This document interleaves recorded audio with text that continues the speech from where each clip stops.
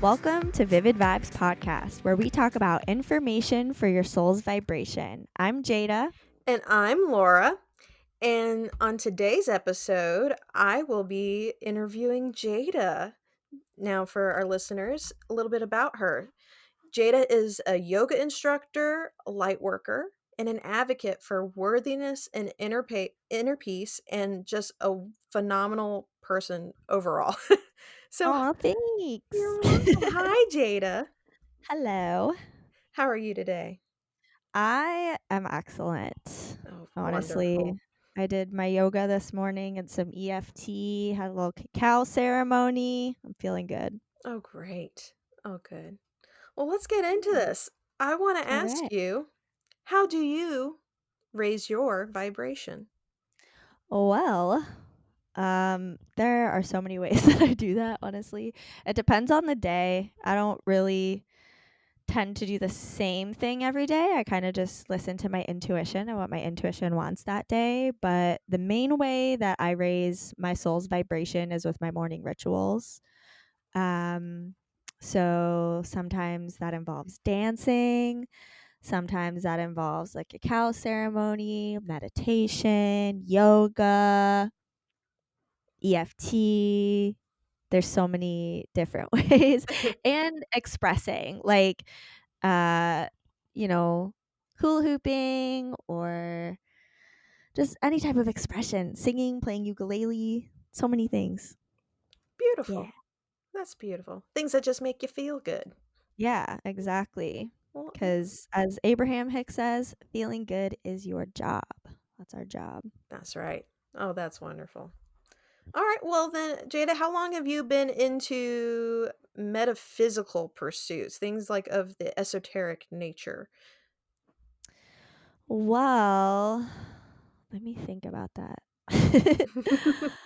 um,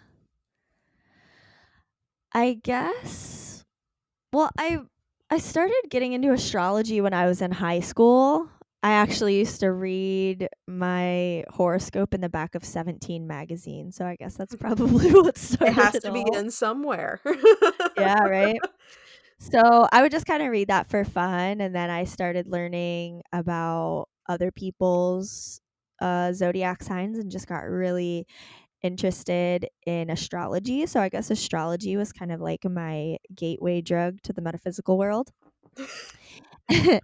And then after I graduated, um, probably when I was about 20, I started practicing yoga on a pretty regular basis and I had a Kundalini awakening. And that's around the time also when I started getting into like crystals and all that type of thing. So it's probably been about 10 years that I've been into all the metaphysical goodness that's out there. That's awesome. And how has that kind of led into your it's obviously a big part of your life now, but I mean, like, how has that what's been your motivator to continue, like, to push with that? Or is it about personal growth, or, like, what is your drive with that? So I feel like all these different metaphysical things are kind of just tools to dig deeper into who we are and connect to the energies of the universe. So many times we're given these constructs like days of the week or time and things like that, and we just inherently accept them as law. We're like, yeah, it's Monday because I've been told since I was a little kid that every seventh day is Monday. So I just accept that, right? Mhm. But then we hear things like amethyst boosts your creativity. And so many people hear that and they're like, rocks don't have special powers. But like, but like, in my opinion, in my personal belief, whoever or whatever created me also created that stone. So I have a vibration and that stone has a vibration. So I personally can feed off the energy that that stone is giving out. So I find it empowering. I find it as a tool to raise my soul's vibration. And same with astrology and yoga and meditation. I feel like they're not, I don't know how to explain this. This is a really deep subject. That's what um, we like talking about here, right? Yes, totally. I feel like they're all tools to get more in touch with my soul and connect more deeply to the power that connects the universe and me and all living things. And some might call that God or goddess or, the universe or spirit or the great mystery. It's all the same thing to me. But all of these metaphysical tools to me are ways to connect more deeply to that.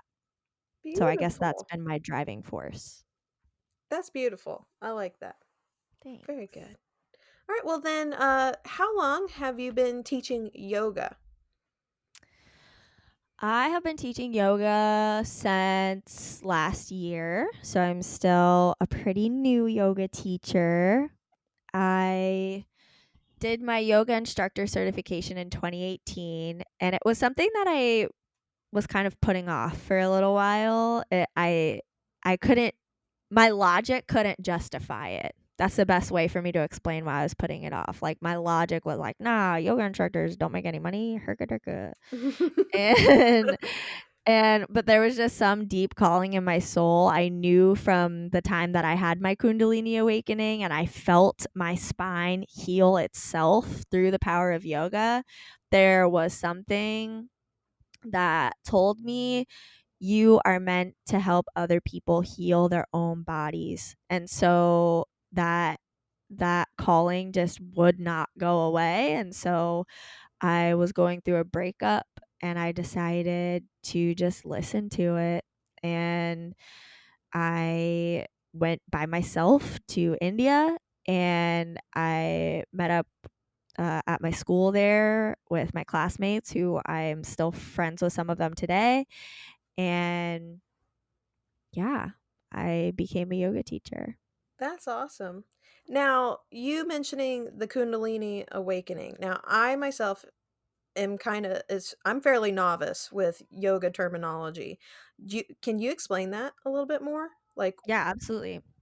So, Kundalini is like life force energy, okay? And it's described as a snake that comes up from the base of your spine. So, I actually learned about this in yoga school, but as it was happening, I had no idea what a Kundalini awakening was, but I experienced it. So, that was like confirmation to me that this was 100% valid, 100% true. And when I learned about it in yoga school, I was like, that happened to me. um, so how do I explain it? Okay, so I'm gonna rewind a little bit. So I was at a point in time when this happened where I was raving a lot, like like too going to much. the raves, not just Yes, raving like mad, different terminology. yes, like I was going to raves a lot. This was my first time experiencing independence, and I was living on my own with a roommate, but still, like, out on my own, didn't have like a boyfriend or anything. And I was just out on my own, partying my little head off. And I came to this realization that I didn't want to be in that situation anymore. It wasn't good for my soul and I was damaging my soul by staying in these situations that were hurting me, that were hurting my body, that were hurting my soul. I was disrespecting my being by doing this. And, that's not saying that raving is inherently bad. I still like to go to a good music festival every once in a while. But anywho, I You kind of I identified what didn't feel right, but if you perpetuate going to something that doesn't feel right, then what are you doing to yourself? right, exactly. And I was hurting myself really badly. I was honestly substances I was taking part in were not good for my brain. They were not good for my mental health. And not good for my body, just not good for me in general. And neither were the people I was surrounding myself with at the time. And so I retreated and I stopped doing all that, and I would just go to work and come home. And when I came home, I would uh take a couple little bong rips and I would practice yoga, and I would just not even necessarily do like super structured yoga, because yoga inherently is very structured. It's very like put your right foot here and make sure that you're applying pressure here, and it's very about your alignment. But this all started with me sitting in a chair and rolling a water bottle over the tops of my feet. And the THC and the cannabinoids made me super super aware of the feelings in my body. So I wasn't abusing it, I wasn't getting like ripped and just like vegging. I was taking a little tiny bit medicinally, and I was feeling all of the ligaments and all of the tendons and the muscles in my body. And so uh, when I started rolling this water bottle across the tops of my feet, I felt the tendons in the tops of my feet stretching, and it felt so good. And then I laid down and I put my feet on the wall, and I felt the tendons in the bottom of my feet. I felt the muscles in the bottom of my feet. And then I brought my awareness to my ankles, and then I stretched out my ankles, and then I brought my awareness to my legs, and I stood up and I did a forward fold, and I felt the tendons and the muscles in the backs of my legs elongate, and they'd been so tense and tight for so long that it just felt amazing. And then I felt this was over. I was doing this over the course of a couple weeks, just going to work and coming home and taking a couple little puffs and stretching for like 6 hours. And I would fall asleep in savasana, and I would sleep like that throughout the night. And like now, if I try to sleep in savasana, it's like really hard to lay like that. But I do have scoliosis, and there's a curve in the bottom of my spine, and I've had whiplash 2 times now. At the time I had whiplash 1 time, but my body was healing itself. And just intuitively stretching and doing yoga, I literally felt it from starting at my feet, working up my legs, then going to the base of my spine and my hips, then traveling up my spine all the way up to the crown of my head. And I felt so aligned. And when this alignment reached the top of my head, I reached this awareness of acceptance, and I realized how much of my anxiety came from judgment. And uh but anyways, to get back to your question of what kundalini is, it's literally life force energy starting from the ground, working its way up to the crown of your head and healing you from the inside out. And we all have access to this energy. And you just did that intuitively and it happened. So that is amazing. It was beautiful. And I had no idea what it was. It just was this calling from my soul, and I listened to it, and that's what happened. Beautiful. That's absolutely beautiful. That's awesome.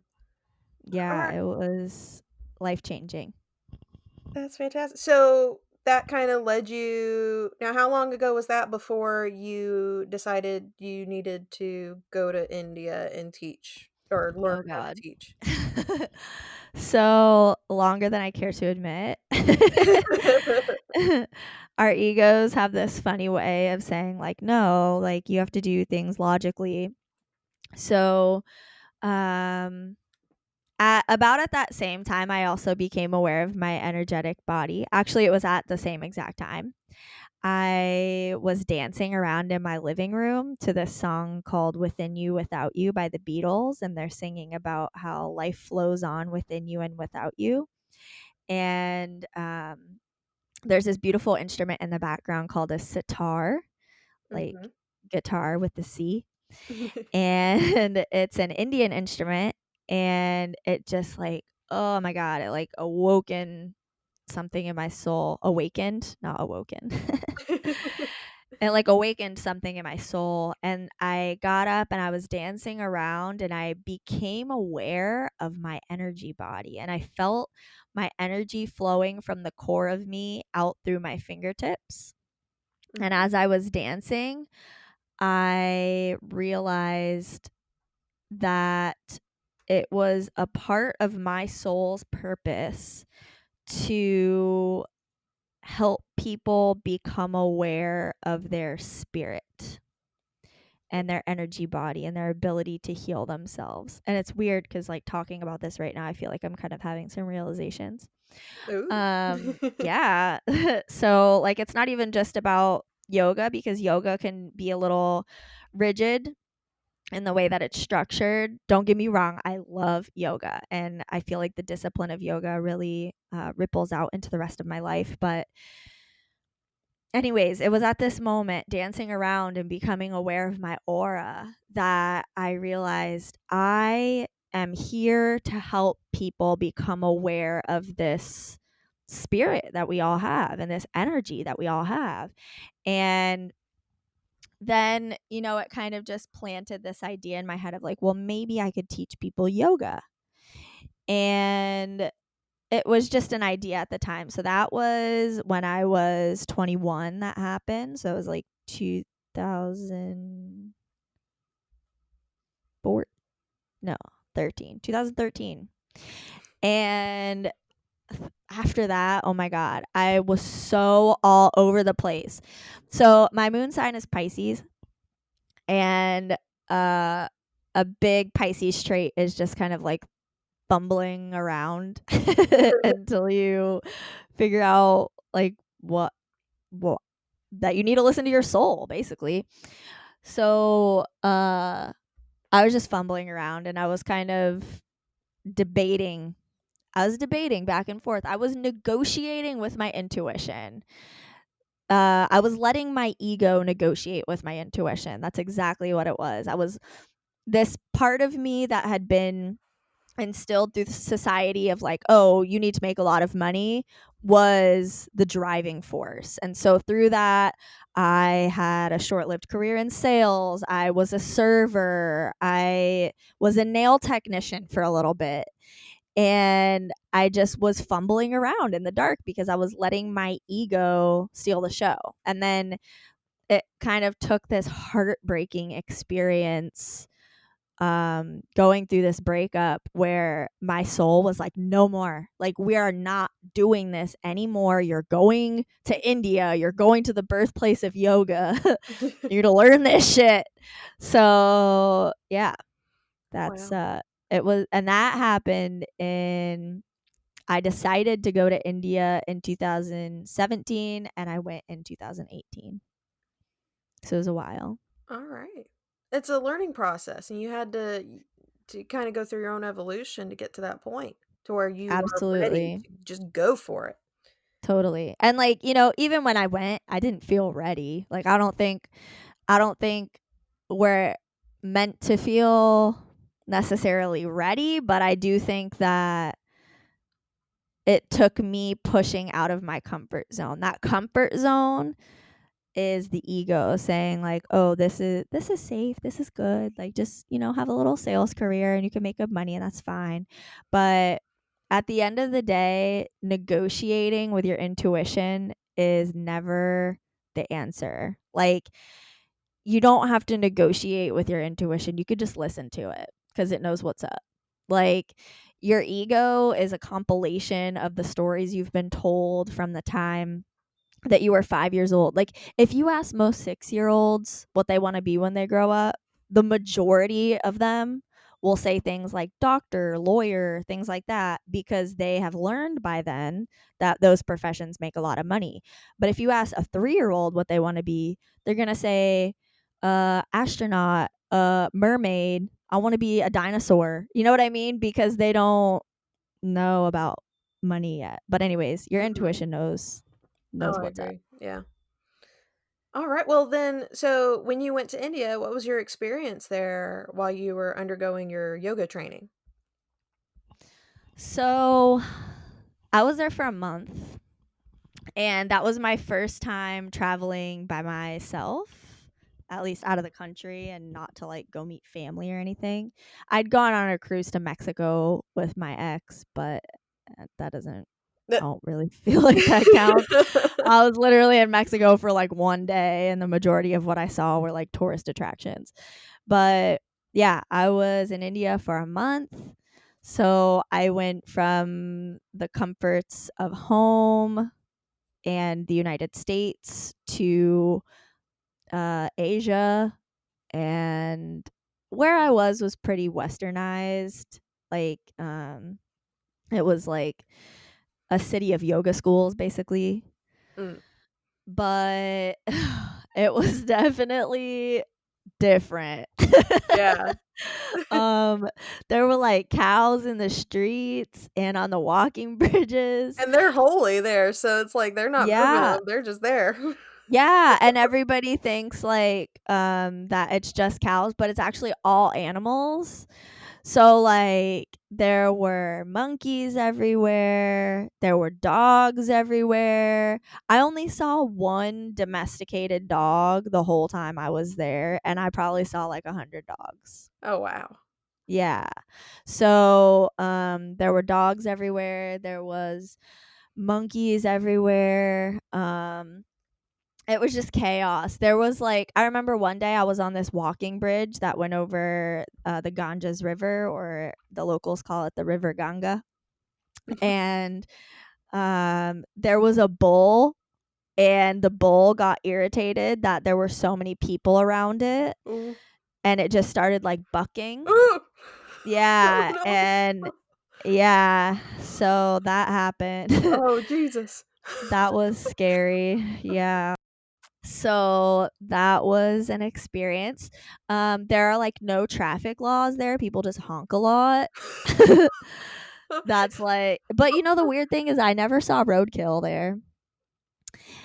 It's like It was they crazy. don't care if they kill a person, but they will stop for an animal.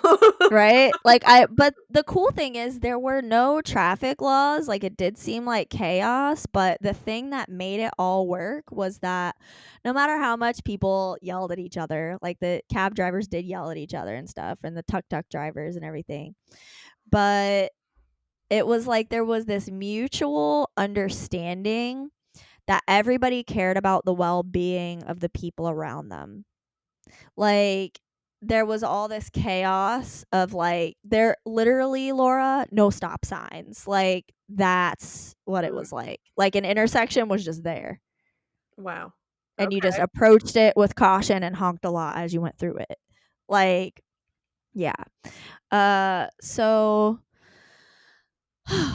You know that what that was reminds me of? I remember what? reading something, an article somewhere that was talking about, like, people in more, in America, in more rural towns that have less, structured guidelines on, like, road rules, they still they go with what they feel is comfortable, and it ends up being okay, like, people are, like, more in tune with their judgment and their intuition on how to understand what's going on around them so that there ends up being less confusion. Like they're not worried about like, oh, well, if this person doesn't follow this rule, that means it messes me up. No, everybody's kind of like feeling it out for everybody else, and so it just works itself out when everybody's not just thinking about the way it's supposed to be. Go intuitively, and it kind of works out better.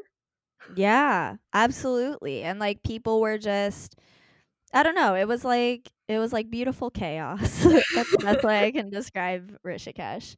Um so yeah, I was in the northeast at the foothills of the Himalayas. It was super beautiful. Surprisingly, they had a lot of the same plants there that we do in Florida because we were at a similar latitude. Oh, Yeah. that's neat. Yeah. But as far as my experience with yoga instructor training, it was more of a challenge than I anticipated, and not even just on a physical level, but on a mental and spiritual level.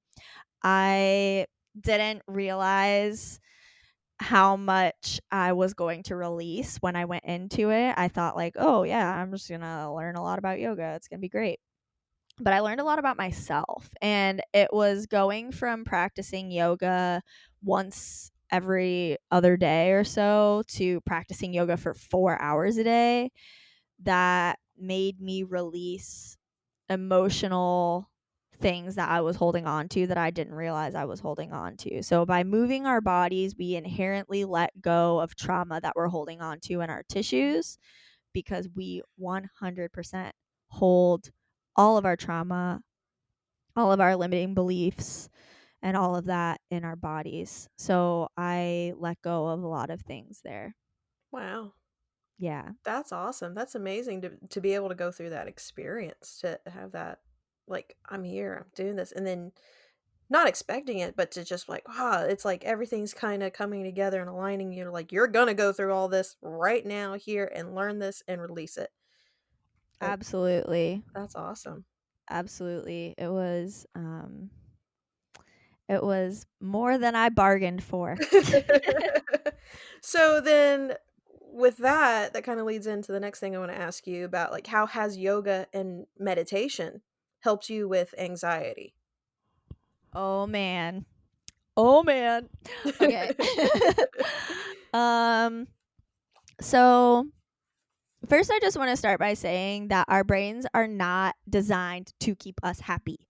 Like if you want to feel happy and you want to feel good, you got to practice that shit, man. Just like going to the gym and working out to get fit, like you're not just going to inherently be ripped, right? Mhm. So think of being happy as being mentally fit. Mhm. So yoga and meditation for me are like going to the gym, not in the physical sense, but like in the mental sense. I hope, did that make sense? Yeah, it's a form of self-care. We kinda discussed that in a few episodes ago, where it's like you have to Yeah, get moving in order to show a self-love, and even that, again, you're right, and, like, we can't just do that and like, "Okay, I achieved it, I'm done." No, you have to constantly work at no, that. You have to constantly absolutely. work at getting yourself, going, because we're like machines, right? Like, we have to kinda take care of the machine in order for it to function, to keep it going. Absolutely. And not even just like the physical aspect, but like the mental aspect. Meditation has been the best anxiety medication I have ever had. Better than any plant medicine, better than any pill. And basically, I describe meditation as the equivalent of brushing your teeth. Okay. So, whenever we think about brushing our teeth, we brush our teeth every day, hopefully, right? Mhm. So, imagine how your mouth would feel if you went a week without brushing your teeth. Ugh. Yeah. Like it would be nasty, right? Mhm. So, when we don't meditate, that's what's happening to our soul. We're not So, brushing the teeth of our soul. yes, you got to brush No, those soul teeth, that's girl. right. Otherwise, they get dirty. And so, yeah, for me, I noticed a difference. I was diagnosed with generalized anxiety disorder when I was 18. And I am a firm believer that anxiety is not who we are. It's not a trait that we have to carry forever. It's something that just visits us on occasion. Same thing with depression. I've also had depression in the past. And uh, yoga and meditation are what bring me back to peace. They're, you know, how do I explain it? It's like a lot of people think meditation is like stopping your thoughts, and that's so not true. Okay. So, like, Mhm. It's not about like John Kabat-Zinn. He wrote this amazing book called Wherever You Go, There You Are. It's about mindfulness and meditation. If you're interested in meditation, I highly recommend reading it. But he said it's not about stopping the waves, it's about learning how to surf.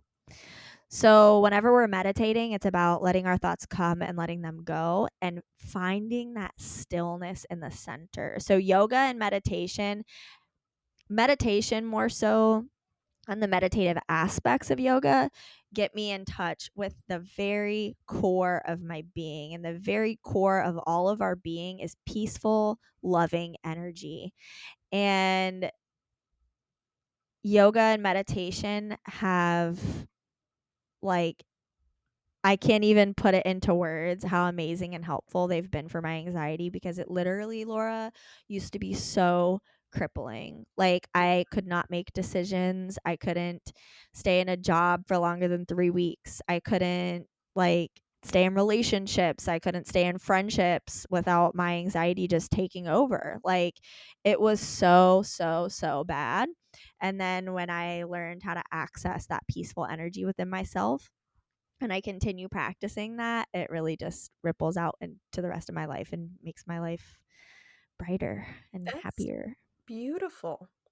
Yeah. And, like, I love how you're saying, like, at our it's love and peace at our center. When we're meditating, that's what we find. And I think, like, if our listeners or if there are people out there that struggle with trying to meditate because they're afraid of going inwards, I think it might be that they don't realize that there is that love and peace at the center of it all. They almost distrust themselves to like thinking like, oh, if I dive deeper, I'm just going to uncover more pain and more suffering. Like, not no, you kind of have to learn how to.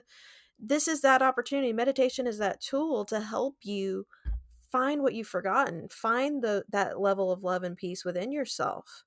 You're not going to find more pain. I know that might be the fear, but that's not the reality.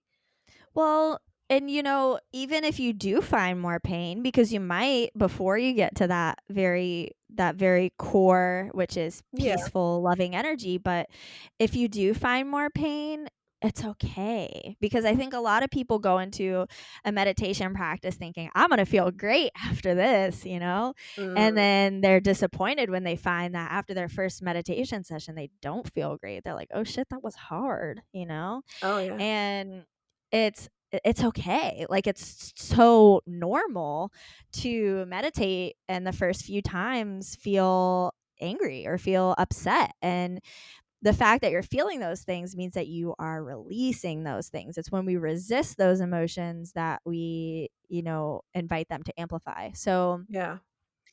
but Oh yeah. yeah, like You're right. whenever people don't realize that they have that peaceful loving energy at the core of them, I invite them to think about babies, right? So like babies are just inherently just joyful little bundles of human, right? Mhm. They're like they are like playing with their toes and like blowing bubbles with their spit. And like, yeah, sometimes they're crying because they like need something, but a baby's inherent state isn't. Have you ever seen a depressed baby? No. Yeah, because babies don't know what to be depressed about yet, right? Yeah, they just You're know they in need to meet their needs. So come here. Exactly. So like and it's that trauma that happens to us later on and those beliefs that are instilled upon us later on that create anxiety and depression and worry and all those things. So inherently, we are just love and light and peaceful energy. We learn later how to worry. Mhm. Now, you reminded me, we kind of were talking about this outside of the podcast a few weeks ago about how we kind of get used to what we are brought up with. And that's what, like, on an emotional level, like the kind of feelings that surround you when you are growing up, you kind of carry that with you into your adulthood.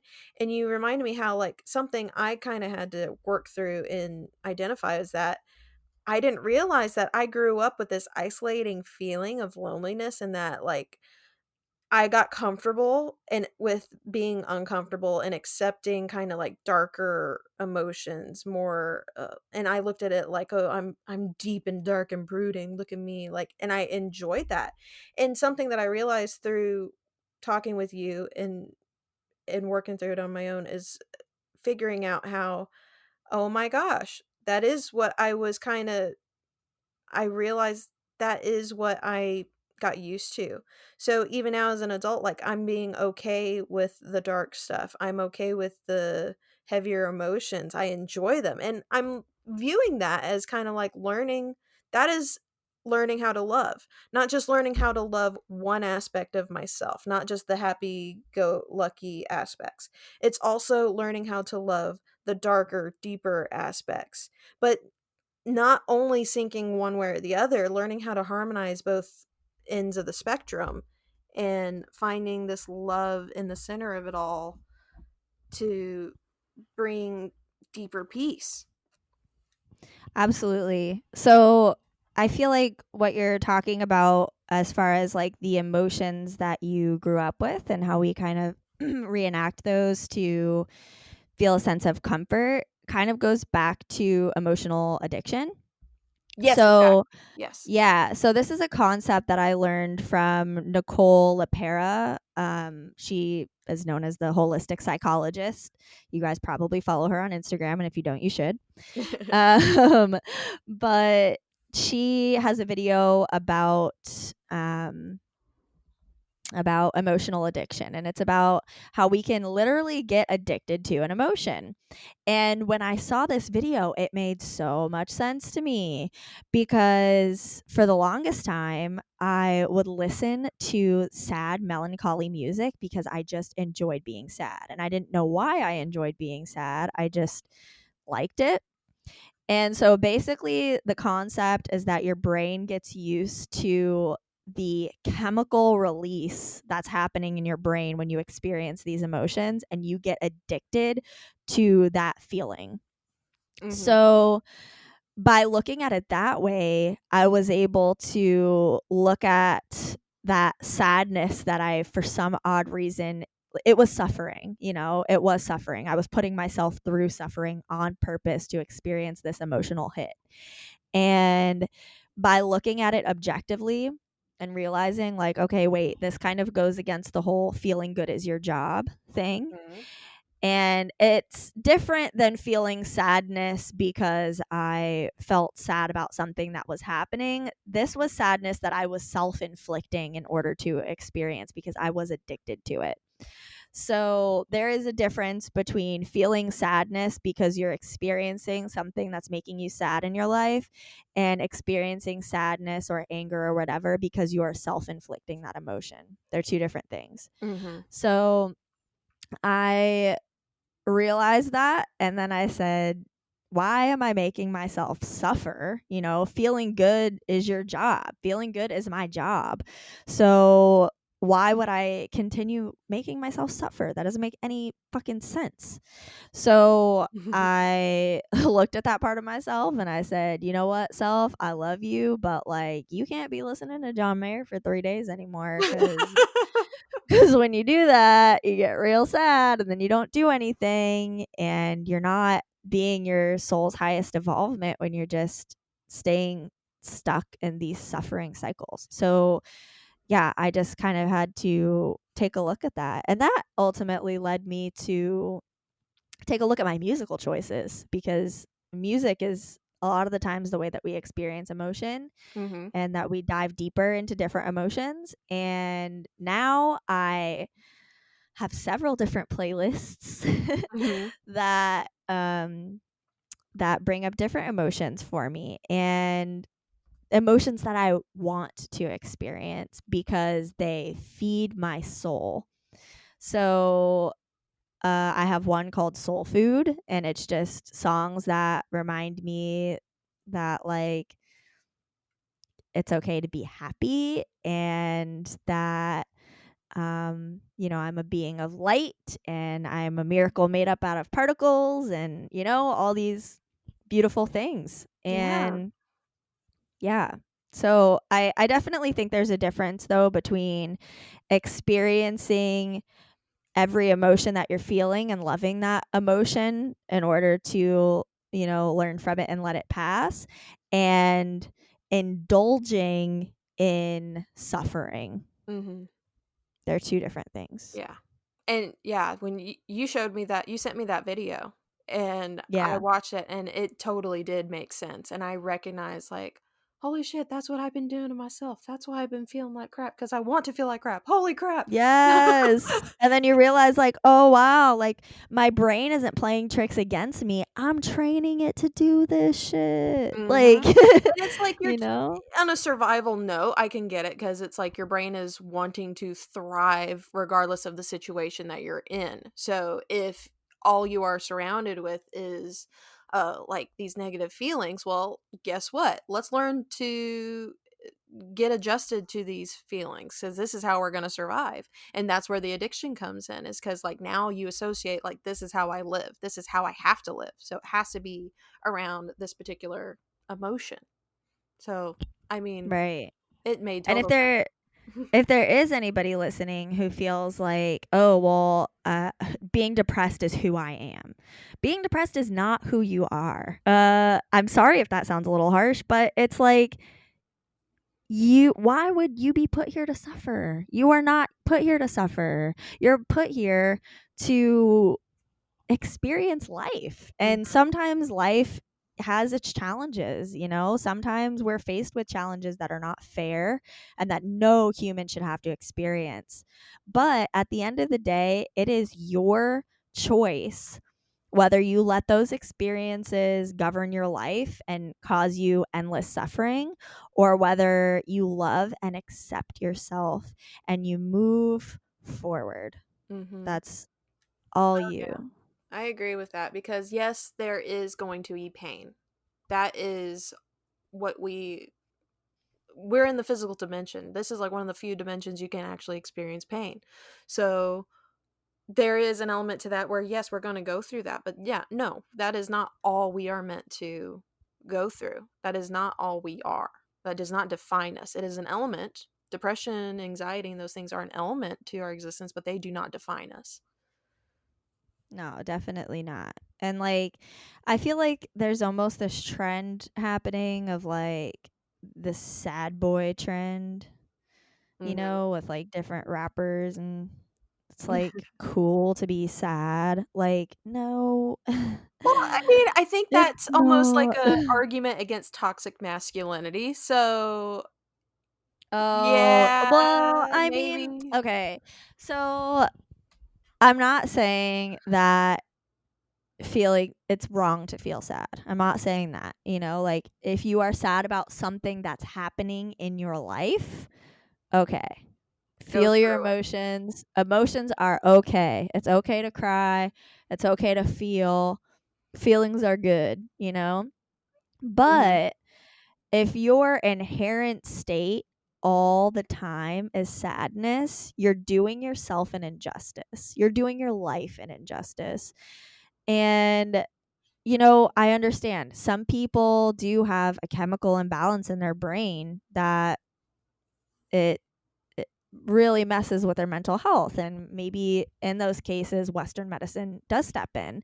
But if we want to feel good and we want to experience feeling good, we have to break out of our comfort zone. And sometimes that comfort zone can become sadness. So, like for me, anxiety, I really legitimately thought that me feeling like worried all the time was making me get more done. I legitimately believed that, Laura. I mhm, legitimately believed that by thinking, where's my money going to come from next? That I was more motivated to sell more or to work more or to, like mhm, I legitimately thought that was helping me. And then when I realized, like, wait a minute, when I kind of just trust that that money is going to be there and I relax and I let myself play and I let myself feel good and I move from that space, I create more abundance because I'm in a space of feeling good. When we feel good and we feel peaceful, and peaceful is not always joyful, by the way, peaceful is just fully accepting the present. Right. So when we feel peaceful, we're able to live in a way that's more aligned.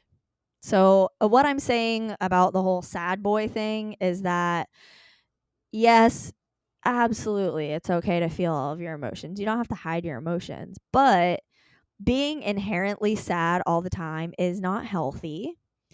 And it is by no means the way that whoever or whatever created you intended you to live your life. Like, you feeling good is your birthright. Mhm. Yes. We all have the right to feel good. We all have the right to feel happy and peaceful and joyful and abundant and loved. Oh, yeah. I agree with that. I really do. And that's been a hard thing for me to even come to terms with on my life's journey. But then I'm realizing, you know what? We're all coming together in all of this to show each other uh, how to uplift one another. And at the same time, yes, we have to go through these painful things. We have to kind of go through that to feel it, to understand it. But then we can all use that as an example to understand one another, to uplift one another, and raise everybody's vibration. And you have been a tremendous help in showing me a lot of things in that spectrum that I was not identifying. So I'm so happy you are talking in depth about all this and how this is kind of been on your personal journey on and your own personal revelations, and it's all very beautiful. So I'm so happy we're talking about this more in depth. Thank you. And I am so glad to hear that I have been able to help you because you've also been able to help me a lot. I feel like we've been really great mirrors for each other. Yeah, and I hope that our listeners can kind of, again, like we are existing, we're creating this podcast to help them hopefully raise their vibrations. I mean, if we don't, Absolutely. you know, it's what it is. But the people that are resonating with this, I hope that they are seeing that like you're not alone. We're all in this together. We're all connected in some way, and we all kind of have to recognize how we mirror one another and use these things, use one another in not a detrimental way, but in a way that's going to help everybody become uplifted together. Totally.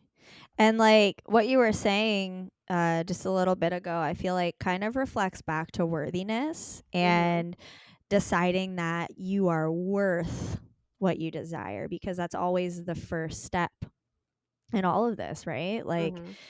with feeling good, like whenever you hear the phrase feeling good is your birthright, a lot of people that's like oh, I don't know about that, right? Mhm. And if you hear the phrase feeling good is your birthright and that doesn't feel aligned to you and that doesn't feel like the truth, ask yourself, like, why is feeling good my birthright? Why do I deserve to feel good? And that's Mhm. where you're going to realize that maybe you either are in touch with you're more in touch with your feelings of worthiness than you realized, or maybe you have some resistance against your worthiness. A lot of the times we have these core beliefs that we don't even realize we have, where we've been told by outside sources, or our fear has created this blanket of protection that makes us think that we're not worth feeling happy and we're not worth feeling good, and that is so so so far from the truth. Because everybody is worth happiness and everybody is worthy of feeling good. Yeah, I totally agree. Now, so I want to ask you. Let's. I'm gonna go to EFTs. You talk Okay. a lot about going into EFTs, and can you tell our listeners more about EFT? What does it stand for, and what's it good for? Okay. So EFT is short for emotional freedom techniques, and it's also called tapping. So basically, EFT or tapping is tapping on different meridian points in your body which are planes of energy or planes where energy runs through in your body to release limiting beliefs or emotions that are bogging you down or that you don't want to hold on to anymore. So, um, the meridian points, if you've ever had acupuncture, the acupuncturist will always go along these planes in the body.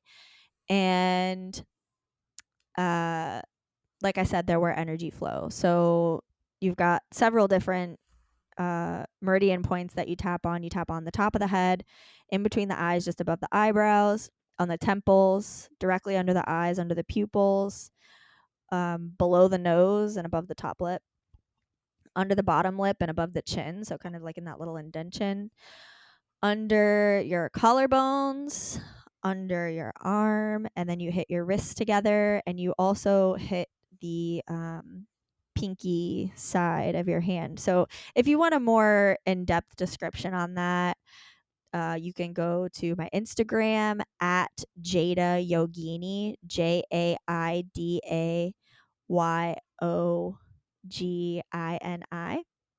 And I've got some videos on there about tapping.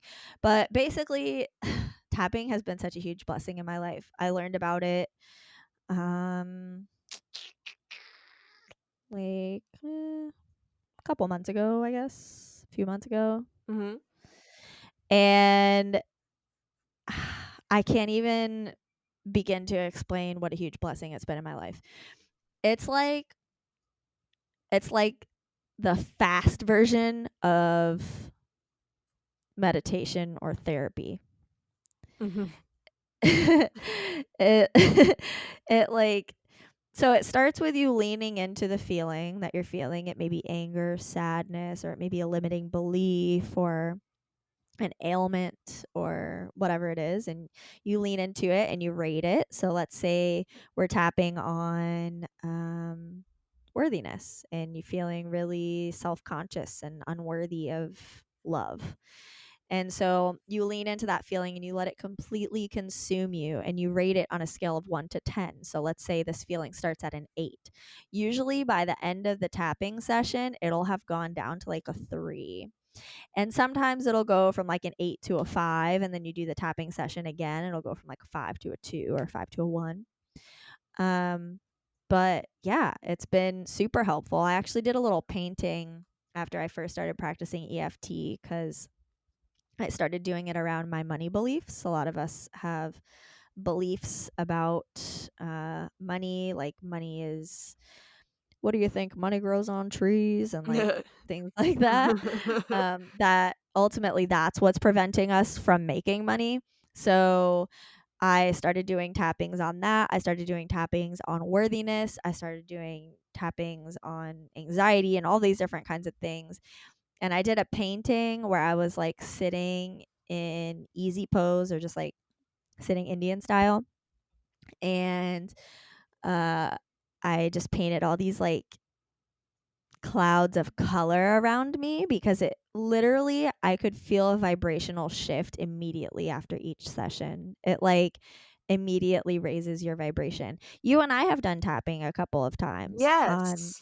on self-love and on exercise. Yes. And it ended up being so helpful. And like, because like a lot of things have tied into things that you and I have talked about in terms of me realizing, oh, I wasn't even aware of what my resistance was to Mhm. subjects around being healthier, self-love, and wanting to exercise. And not, and in my head, I've never been like, oh, I've got to get fit to be skinny, or like it's not been something in that regards, but I knew that, like, the older I'm getting, I'm feeling out of shape. I'm feeling like I can't Yeah. do enough. I have a 5-year-old to keep up with. I need to get more fit, but I was having resistance to doing that. And so talking with you, I realized, like, oh, again, my like part of what we were talking about earlier about like the way our minds get addicted to a certain way of feeling. I was realizing that's what was going on. And so working with that acknowledgement and then going into the EFT session was like, oh gosh, it helped release it all the way. Like it, and it was so it was wonderful to, like, feel the difference, like, again, when you're rating it from on a scale from 1 to 10, 10 being very intense and realizing, like, "Okay, I'm feeling it pretty high," and then worked it all the way down to 0. I was like, "Alright, I don't feel that anymore," and it hasn't come back Mhm. for me since we did that a few weeks ago. I've been consistent with working out, and one other Awesome. one other thing I realize about the technique itself with EFT, because you are tapping on these points in the body. When I was going through my hypnosis training course, our instructor even used a technique that was kinda similar to that, where he did this thing where he was thumping his, finger lightly on our forehead just repetitively, like, while asking you questions. And what is happening in that moment when that's going on is that you are no longer it's like the tapping itself is a distraction from your conscious state of awareness so that you are now only able to focus on what's the first thing that comes up more authentically, like at a deeper level. What is the emotion coming up or the feeling or the thought so that you can identify it more with more clarity and be Yeah. more on point with it.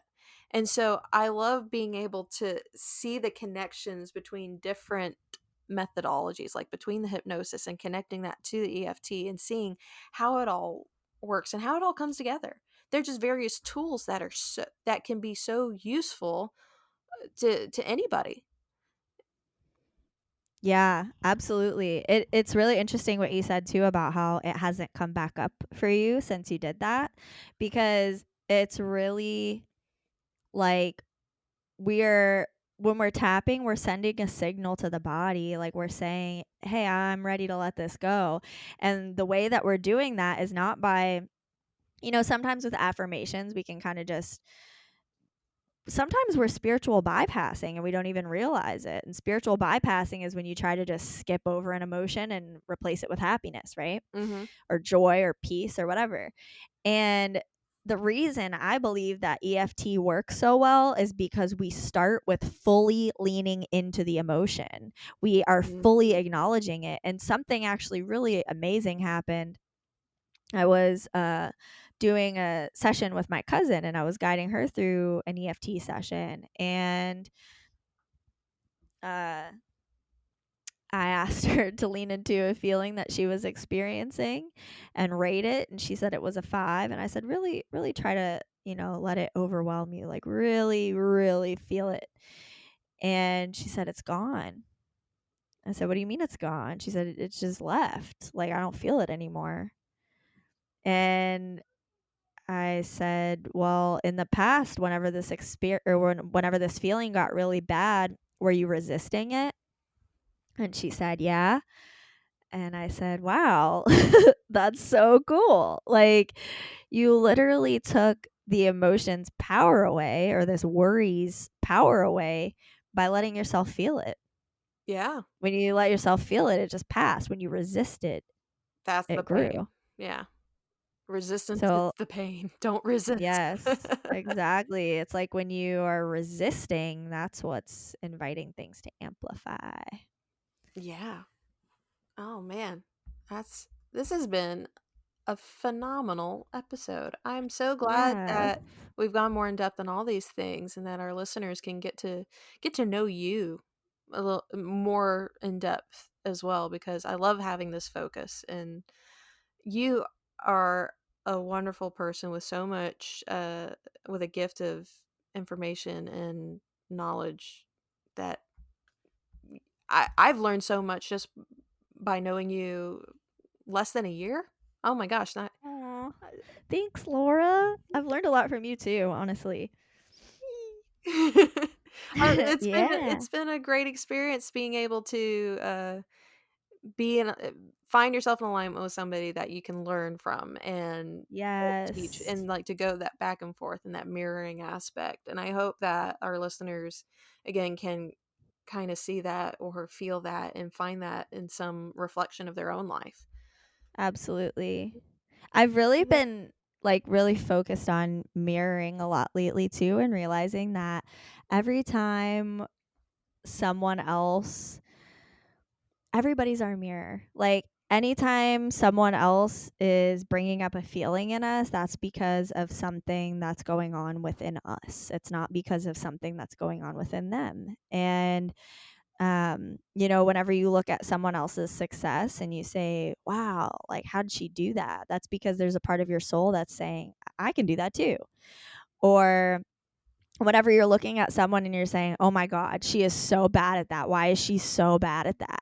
It's because there's a part of your soul that's saying, I don't feel like I'm good enough. So, yeah, Hmm. I just felt the need to say that. Oh, I think it's a good thing, and I think it's spot on. I think a lot of people uh, should definitely try to see how, like, when you feel a negative feeling and you think it's like someone else is making me feel that way, how can you reflect inwardly to see that, like, no, it's something that's being triggered that I am not fully aware of. So maybe even seeing that the fact that this person is here triggering this is beneficial to me, that I can Yeah. learn from this person regardless if I like it or not. I am learning. And it's a balance too. It's a balance between like learning from other people and also setting boundaries. If you're around someone who consistently you find yourself feeling drained or sad or angry around, don't spend time with that person. Like, Right. you have to protect your own energy. So I think it's Yeah. a balance too. And like, by no means, if someone is verbally abusing you, by no means does that mean that it's your fault ever. Right. It just, that, Yeah. still is something in them. But the ultimate truth that I've kind of boiled all that down to is that whenever someone judges us, that's an invitation for us to love ourselves more deeply. And when we judge someone else, that's an invitation for us to love that person more deeply. And to me, love and acceptance are synonymous. Yes. Oh, that was beautiful. Yeah. Very good. Thanks. All right, Jada, so where can our listeners find more about you? Cuz you mentioned your Instagram earlier, but are there any other uh things that people can look out for you on? Instagram is my main jam. I did not mean for that to rhyme. But my Instagram is Jaida Yogini. It's JAIDAYOGINI. And you can also find me posting quite a bit in the Vivid Vibes Tribe Facebook group. And yeah. What about your new YouTube channel? Oh yeah, I just started a YouTube channel too, but like I have to have 100 subscribers to have like a link. So Oh, if you want to check out my YouTube videos, you can just go to the link in my Instagram bio. there you go. It Yeah. Well, awesome. Well, thank you everyone for tuning in on this episode. And if you could, we'd love to get any reviews from you to let us know how we're doing and what you want to hear about in future episodes.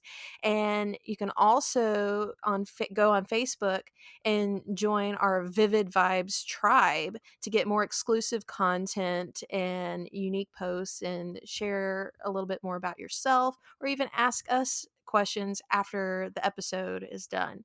So, again, thanks for listening, everyone. Namaste. Thank you guys. Namaste.